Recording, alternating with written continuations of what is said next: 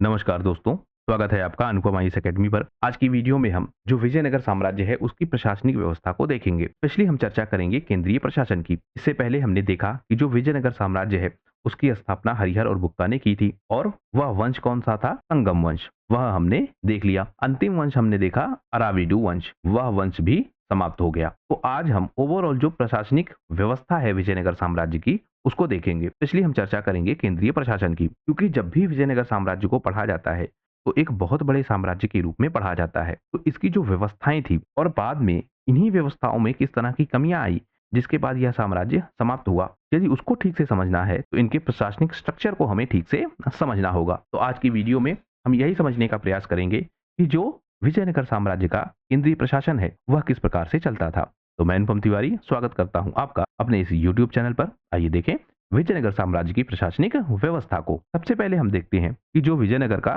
क्षेत्र है यहाँ पर सबसे मेन व्यक्ति होता था राजा। वही केंद्रीय प्रशासन को देखता था। न्याय व्यवस्था, प्रशासनिक व्यवस्था और राजनीतिक व्यवस्था अंतिम रूप से राजा के पास ही हमें दिखती है। तो यह साम्राज्य का प्रमुख है, सारे प्रशासनिक अधिकारियों का सर्वोच्च अधिकारी है। धार्मिक और राजनीतिक समर्थन इसको प्राप्त होता था सारे लोगों का। इसकी सहायता के लिए एक व्यवस्था थी मंत्री परिषद, जिसको कहते थे अष्टप्रधान की व्यवस्था। 8 प्रमुख व्यक्ति होते थे जो सहायता करते थे साम्राज्य की व्यवस्थाओं को चलाने के लिए राजा की। इसके साथ साथ जो प्रांतीय प्रशासन है वहां पर हमने देखा है कि जो नायक हैं उन नायकों का प्रभाव है, यानी स्थानीय गवर्नर की नियुक्ति की जाती थी और यह स्थानीय गवर्नर राजा की सहायता करते थे। राज्य को कहा जाता था मंडल। तो यदि शब्द पूछा जाए कि मंडल किसे कहेंगे तो वह है राज्य। इसके बाद जो स्थानीय प्रशासन है इसको भी बांटा गया है। जैसे जो जिले हैं उनको कहेंगे विषय, जो तालुका हैं उनको कहेंगे नाडु और इनमें जो प्रशासक है यानी जो जिले का प्रशासक है उसे कहेंगे अमात्य और जो ग्राम का प्रशासन है या फिर गांवों का प्रशासन है उसे कहेंगे ग्रामाध्यक्ष। तो केंद्रीय प्रशासन को कौन लीड कर रहा है? राजा। राज्य स्तर के प्रशासन को कौन लीड कर रहा है? नायक या फिर स्थानीय गवर्नर। और जो स्थानीय प्रशासन है जिसमें जिला यानी विषय उसको लीड कर रहा है अमात्य और जो ग्राम है उसको लीड कर रहा है ग्रामाध्यक्ष। तो यह व्यवस्था हो गई। सैन्य प्रशासन में अगर हम देखें तो आपके जो नायक हैं वह राज्य स्तर की प्रशासनिक व्यवस्था को देखते थे, लेकिन उसके साथ साथ जो सैन्य व्यवस्था है उसको भी देखते थे। नायकों के पास बहुत सारे सैनिक होते थे और जब राजा को आवश्यकता होती थी तो यह नायक ही जुड़कर एक बड़ी सेना बनाते थे और राजा की तरफ से लड़ते थे। इसी क्रम में जो स्थानीय सरदार हैं इनको कहते हैं पालेगालू। न्यायिक व्यवस्था में देखें तो राजा सबसे ऊपर है, यानी राजा का जो निर्णय है वही सबसे ऊपर है। लेकिन विधि शास्त्र भी हमको मिलते हैं, यानी लॉ बुक भी हमको मिलती है जो शास्त्रों के आधार पर बनाई गई है। यानी हिंदू धर्म के जो शास्त्र हैं उनके आधार पर जो नियम कानून है वह बनाए गए हैं।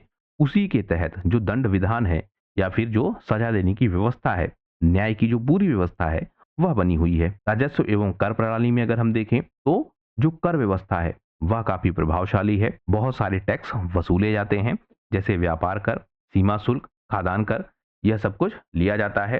हालांकि हम यह भी देखते हैं कि कुछ मंदिरों को और धार्मिक संस्थानों को करों से मुक्ति है। इसके साथ साथ अगर हम धार्मिक और सांस्कृतिक प्रशासन को देखें तो वह भी हमको विजयनगर साम्राज्य में प्रभावशाली रूप से दिखती है, क्योंकि जो विजयनगर साम्राज्य की स्थापना है वह हिंदू राज्य के रूप में हुई थी या फिर हिंदू धर्म के संरक्षण के लिए हुई थी। तो उसी के नियम कानून या उसी की व्यवस्थाएं हमको ज्यादा दिखती हैं। जो यहाँ की संस्कृति है उसमें हमें हिंदू धर्म का प्रभाव सबसे ज्यादा दिखता है। अब हम देख लेते हैं कि जो राजा है उसकी वास्तव में भूमिका क्या है। राजा को माना जाता है कि यह ईश्वर का प्रतिनिधि है, इसके पास असीमित अधिकार है। मतलब राजा किसी भी तरीके का निर्णय ले सकता है, लेकिन यह निर्णय मंत्री परिषद और सामंतों की सलाह पर ही लिया जाता था। राजाओं का जब राज्याभिषेक होता था तो यह बहुत बड़ा आयोजन होता था और इन आयोजनों के बाद राजा का चयन किया जाता था। राजा के चयन में जो बहुत सारे मंत्री हैं और जो नायक हैं वह शामिल होते थे। उनके समर्थन से ही राजा की नियुक्ति होती थी।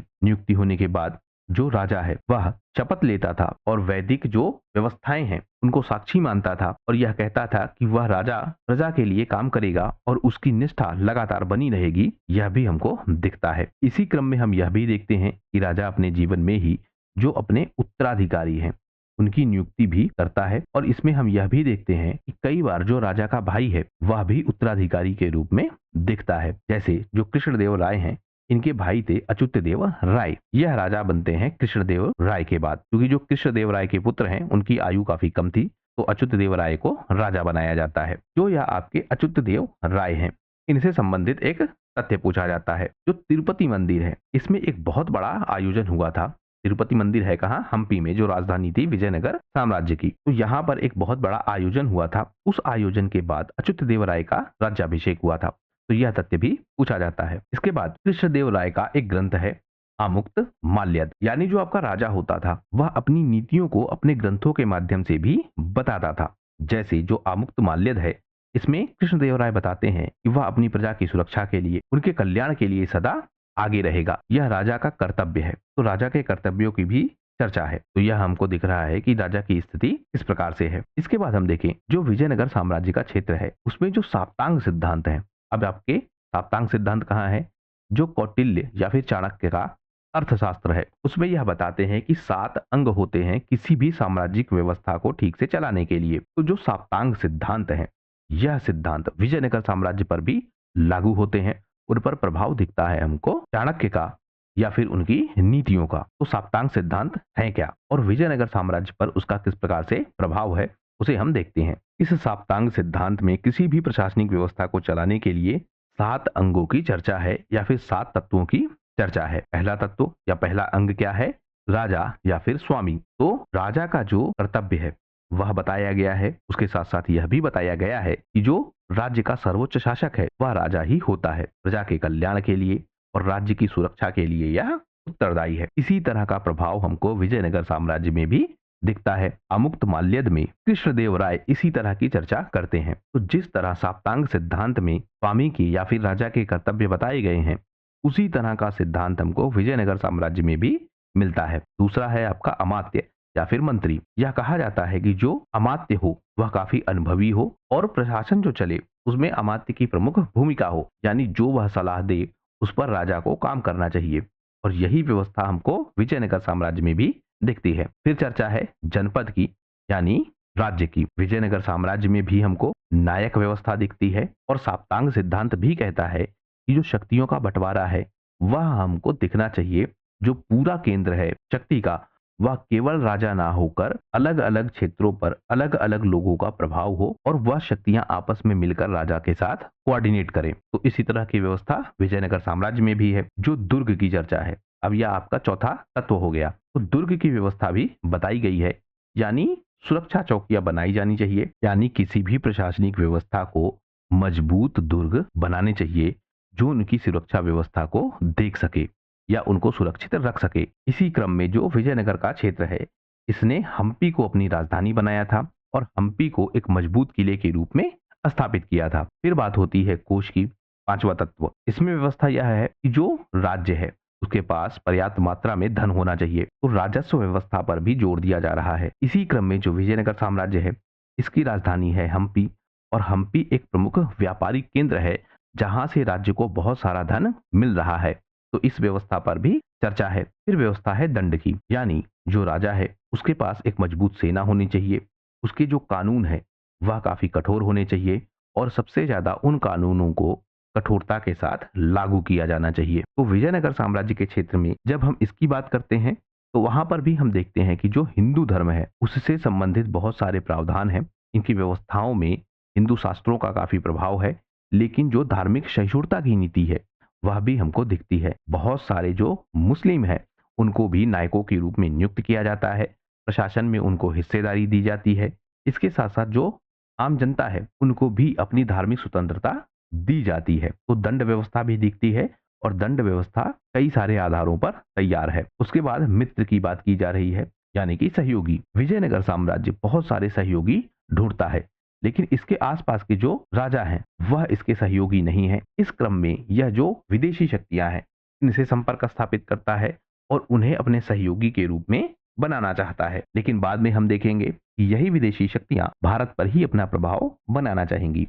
तो जो मित्र है, सातवां अंग, उसकी चर्चा भी की गई है अर्थशास्त्र में और वह प्रभाव भी हमको दिखता है विजयनगर साम्राज्य के साथ। तो इस तरह से साप्तांग सिद्धांत है और वह साप्तांग सिद्धांत विजयनगर साम्राज्य पर भी लागू होता है, क्योंकि जो धार्मिक व्यवस्थाएं हैं, हमने चर्चा की बार बार कि जो हिंदू धर्मशास्त्र हैं उनके आधार पर व्यवस्थाएं बनी थी विजयनगर साम्राज्य की।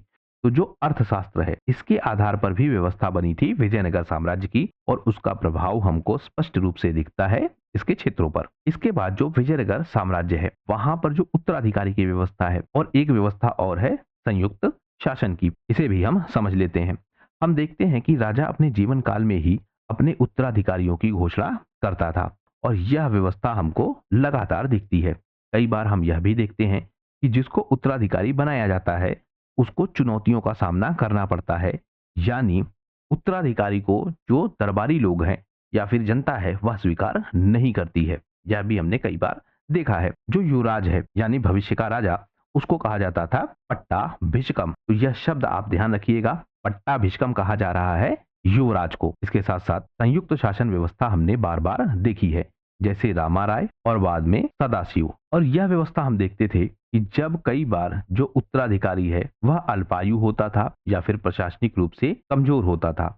ज्यादा प्रभाव हम यही देखते थे कि जब वह अल्पायु होता था तो उसके साथ एक व्यक्ति की नियुक्ति की जाती थी जो वास्तविक रूप से प्रशासन को देखता था। इसके साथ साथ हमने यह भी देखा है कि जो राजा होता था वह राजा अपने जीवन काल में ही अपने उत्तराधिकारी की घोषणा कर देता था।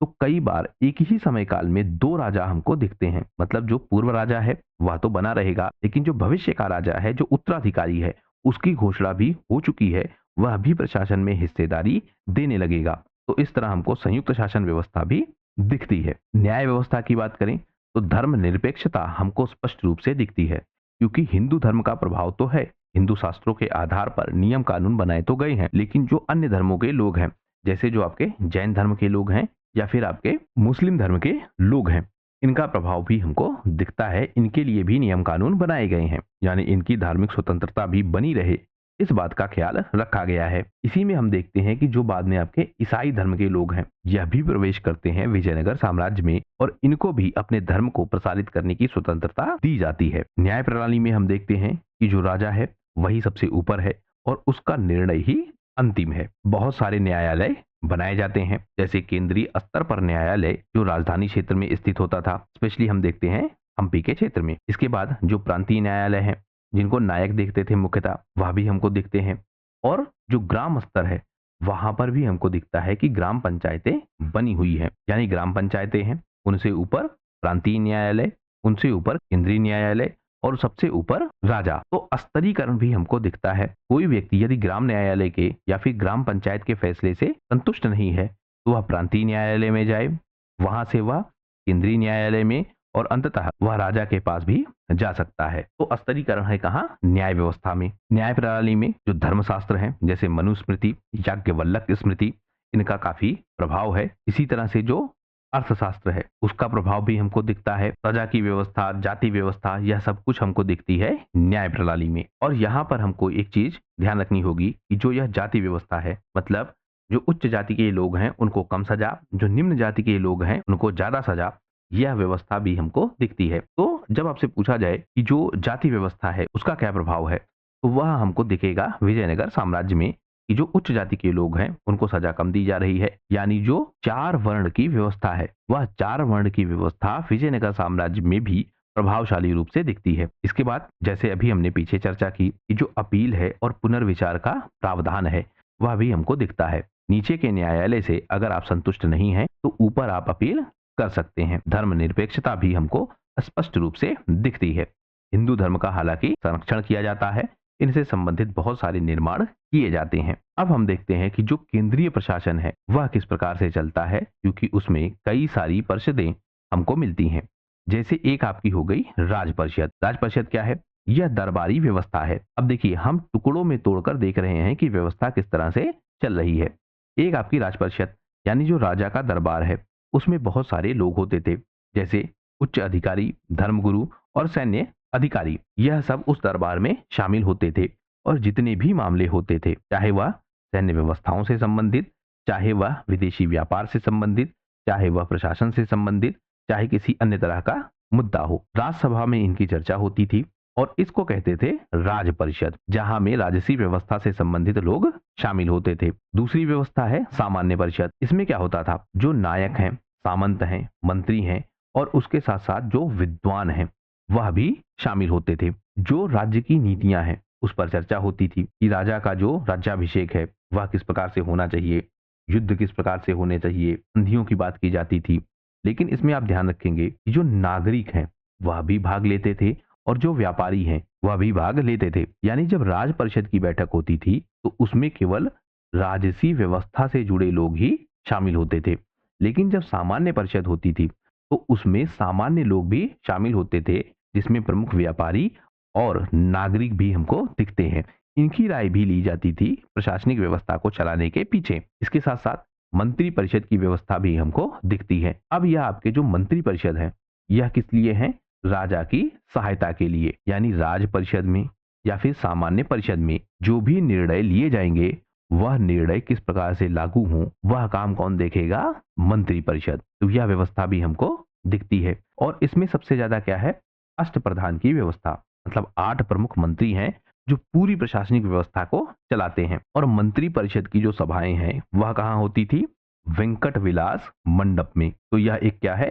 सभागार है और यहीं पर बैठ के होती थी। तो 3 तरह की व्यवस्थाएं हैं, एक राज परिषद, दूसरी सामान्य परिषद और तीसरी मंत्री परिषद। इन्हीं के माध्यम से पूरी प्रशासनिक व्यवस्था चलाई जाती थी। अब हम देख लेते हैं मंत्री परिषद को। मंत्री परिषद जो है इसकी नियुक्ति करता था राजा। इसके जितने भी सदस्य होते थे वह राजा के प्रति काफी वफादार होते थे, काफी अनुभवी होते थे और बहुत सारे विद्वान भी होते थे। और इन्हीं के माध्यम से पूरी प्रशासनिक व्यवस्था को चलाया जाता था। इन मंत्रियों की नियुक्ति का जो आधार है वह क्या है? सबसे पहले राज्य के प्रति यह निष्ठावान रहे, इनको प्रशासनिक अनुभव हो, सैन्य योग्यता भी हो, धार्मिक और कानूनी ज्ञान भी हो, स्थानीय नायक या सामंत हो, यानी स्थानीय स्तर पर जो प्रशासन है उस पर इनकी पकड़ हो, या फिर व्यापार और वित्तीय कुशलता हो। तो अगर इनमें से कोई योग्यता है तो वह मंत्री परिषद में शामिल होता था। यानी योग्यता के आधार पर मंत्री परिषद में नियुक्ति की व्यवस्था हमको दिखती है। मंत्री परिषद में मुख्यतः हम देखते हैं कि 20 सदस्य हमको मिलते हैं। इन 20 सदस्यों में जो सबसे प्रमुख है उनकी चर्चा हम करते हैं और उन पदों का नाम हमें देखना होगा, क्योंकि यहां से भी प्रश्न बनते हैं। जैसे जो आपका महासंधि विग्रह है, यह किसको कहा जाएगा? वित्त मंत्री को, और इसे धनाध्यक्ष भी कहा जाएगा। यह राजकोष की व्यवस्थाओं को, कर व्यवस्था को और आर्थिक प्रबंधन को देखता था। यह नाम आप ध्यान रखेंगे, महासंधि विग्रह। दूसरा विदेश मंत्री, इसको भी कहते हैं कई बार महासंधि विग्रह। यह भी क्या देखेगा? विदेशी व्यापार को और विदेशी संबंधों को। इसी तरह से धार्मिक मंत्री, जिसे कहेंगे महाधर्माधिकारी, यह धार्मिक व्यवस्थाओं को देखेगा। प्रधानमंत्री को कहेंगे महाप्रधान, यह जो है प्रशासनिक व्यवस्था, राजा का जो मुख्य सलाहकार है उस भूमिका में हमको दिखेगा। फिर दंडनायक या फिर महासेनापति, यह सैन्य संचालन की व्यवस्थाओं को, युद्ध की नीतियों को और सुरक्षा व्यवस्था को भी देखता है। लेकिन यहाँ एक चीज आप और ध्यान रखेंगे, कई बार जो विशेष श्रेणी के अधिकारी हैं इनको भी दंडनायक कहेंगे। मतलब ऐसे अधिकारी जिनकी नियुक्ति किसी विशेष कार्य के लिए हुई है, हालांकि वह सैन्य कार्य नहीं है, उसे भी कहेंगे दंडनायक। इसके बाद जो मुख्य सचिव है, जिसे कहेंगे राजमंत्री या फिर तलवारी। तलवारी नाम आप ध्यान रखिएगा, यह भी हमको दिखता है। यह राजा के लिए जो शाही आदेश है, प्रशासनिक कार्य हैं, उनको देखता है। तो यह मंत्री परिषद की प्रमुख व्यवस्था है। यह आपके प्रमुख मंत्री हैं। इसके अलावा जो मंत्री हैं उन्हें भी हमें देखना होगा। जैसे एक आपका धर्माधिकारी जो मुख्य न्यायाधीश है, एक आपका मंत्रीवर या फिर अंतःपुर प्रमुख, यह है आपका गृह मंत्री। इसके बाद जो नायक है यह भी हमने देखा। इसके अलावा एक शब्द मिलेगा आपको देशमुख। देशमुख कौन है? भूमि और राजस्व मंत्री। फिर आपका नौका दंड नायक, नौका सेना देखेगा, जो आपका पुराध्यक्ष है। यह क्या है? नगर पालिका मंत्री या फिर किले की व्यवस्थाओं को यह देखेगा। कृषि सचिव कृषि मंत्री है। विद्या प्रमुख शिक्षा और कला मंत्री है। आयुधाध्यक्ष सैन्य आपूर्ति मंत्री है। व्यापार प्रमुख व्यापार देखेगा। महाकोषाध्यक्ष कोष व्यवस्था को देखेगा। लेखाधिकारी या लेखा से संबंधित कार्यों को देखेगा। पथ प्रमुख यह परिवहन मंत्री है। वनाध्यक्ष यह आपका वन का मंत्री है। और उद्योग प्रमुख यह आपकी उद्योग व्यवस्थाओं को देखेगा।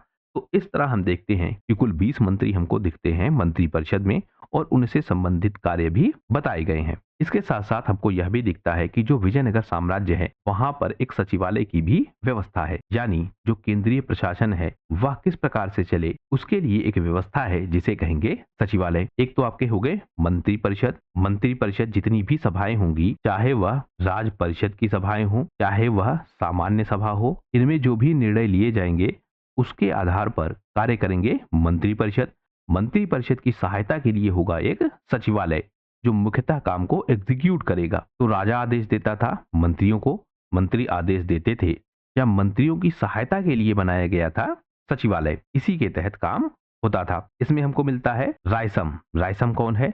मुख्य सचिव या शाही लेखक, यानी कि राजा द्वारा जितने भी आदेश दिए जाते हैं उनको लिखने का काम, आम जनता तक पहुंचाने का काम, जो फरमान जारी किए जाते हैं उनको छापने का काम, उनको तैयार करने का काम, यह सब कौन करता था? रायसम नामक अधिकारी। इसी तरह से कणिकम, यह राजस्व और वित्तीय अधिकारी है, यानी राजस्व से संबंधित मामले, वित्त से संबंधित मामले, कर व्यवस्थाओं से संबंधित मामले, यानी जितने भी खाते हैं उनके रख रखाव का काम यही व्यक्ति करता था या फिर यही अधिकारी करता था। इनके स्थानीय रूप भी हमको दिखते हैं, मतलब केंद्रीय स्तर पर है आपका कणिकम, लेकिन स्थानीय स्तर पर जैसे देशमुख व्यवस्था, नायक व्यवस्था, तहसीलदार व्यवस्था, यह भी हमको दिखती है। तो स्थानीय स्तर पर जो कर संग्रह है वह करेंगे देशमुख, नायक और तहसीलदार, वह जाकर जमा होगा या उसका हिसाब किताब रखेगा कणिकम। इसके बाद मुद्राकर्ता जो कि शाही मुद्रा और अभिलेख जारी करता है, और उसके साथ साथ सर्वनायक, यह सैन्य प्रमुख है। तो यह पूरी सचिवालय की व्यवस्था हो गई जिसके तहत केंद्रीय प्रशासन को चलाया जाता था। इसके बाद हम देखेंगे कि जो इनकी राज्य स्तर की प्रशासनिक व्यवस्था है, उसके बाद जो इनकी ग्राम स्तर की प्रशासनिक व्यवस्था है वह किस प्रकार से चलती थी और उसका प्रशासन किस प्रकार से होता था, लेकिन उसे हम आने वाले वीडियोस में कवर करेंगे। इस वीडियो में फिलहाल सिर्फ इतना ही। वीडियो यदि पसंद आया हो तो प्लीज शेयर कीजिए अपने दोस्तों के साथ, सब्सक्राइब कीजिए इस चैनल को। आपका हमसे जुड़ने के लिए बहुत बहुत धन्यवाद। आपका दिन शुभ हो।